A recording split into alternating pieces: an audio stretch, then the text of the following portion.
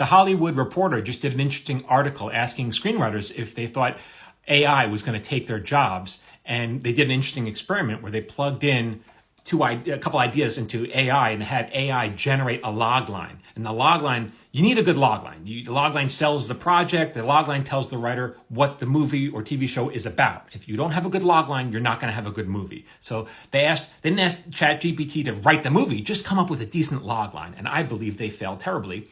And they asked John August, who is a very successful and well-respected screenwriter, to judge the log lines that AI came up with. And I go, oh, this is fun. Let me play that game. And it's interesting that we came up with very similar conclusions. And it's not because we're both geniuses. It's because this is just baseline stuff that you have to know as a screenwriter. So let's begin.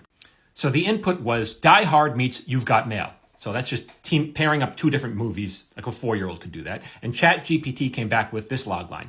When a group of terrorists take over a high-end Manhattan department store on Christmas Eve, a scrappy small business owner must team up with a tough cop to take them down and save the day, all while trading banter and flirting over email.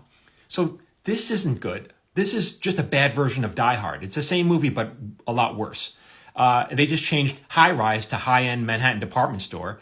And then they made a small business owner. I guess they took that from You've Got Mail. But what does small business owner have to do with the high-rise? A department store. If anything, it should be like a rich socialite who's shopping there, now has to get their hands dirty fighting terrorists. Or maybe a perfume salesman, like working there, has to fight terrorists, and that would be incongruous. But this is just going to make for a movie that's disjointed. Like, what does A have to do with B? Nothing. So sorry, ChatGPT, you fail on this one.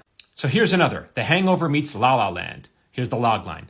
Lost in LA. When a group of friends travel to Los Angeles for a wild bachelor party, they wake up to find that one of their own has gone missing. As they search the city for their missing friend, they are drawn into the vibrant world of LA's music scene and must navigate their way through a series of zany mishaps and absurd adventures.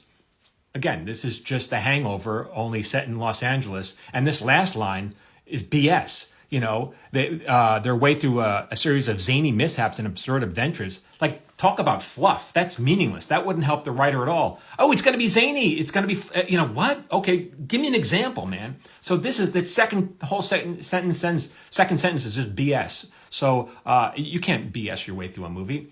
Anyway, there's another one. Go check out the article. It's interesting. A lot of people, I think, are saying that they're coming for my job. Well, maybe that's the case, but I'll be long retired by then, by the time they make this thing work. As for right now, I'm not impressed. Sorry. Maybe you want to watch that movie. I don't want to watch that movie. I'm not going to suffer through it. My time is more valuable. Go check out the article. It's interesting, though.